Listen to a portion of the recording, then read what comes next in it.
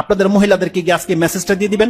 মুসলিমে রয়েছে, রাসূল সাল্লাল্লাহু আলাইহি ওয়াসাল্লাম বলেছেন প্রত্যেকটা প্লেট, প্রত্যেকটা গ্লাস, প্রত্যেকটা পাত্র যা আপনি ব্যবহার করেন, হাত্তা চামচ যেটা যা কিছু আছে যেটা আপনি ব্যবহার করেন, লবণের বাটি পর্যন্ত, সেটাকে উপর করে রাখবেন। খালিটা হলে উপর করে রাখবেন, আর না হয় যদি কিছু থেকে থাকে সেটাকে ঢেকে রাখতে হবে। রাসূল বলছেন একটা কাঠির টুকরাও যদি হয় আপনাকে ওটা উপরে দিয়ে রাখতে হবে। কেন?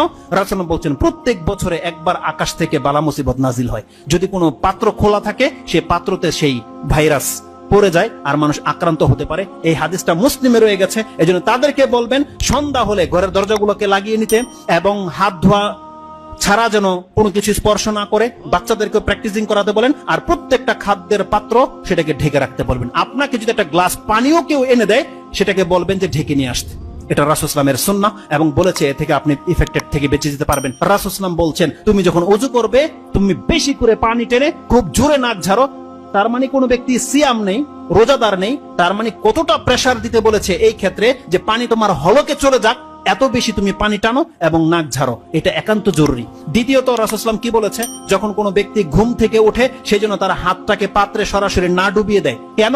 কারণ তুমি জানো না রাতে তোমার হাত কোথায় ছিল। তার মানে আমাদেরকে কি না জানানো হয়েছে আপনি বলেন।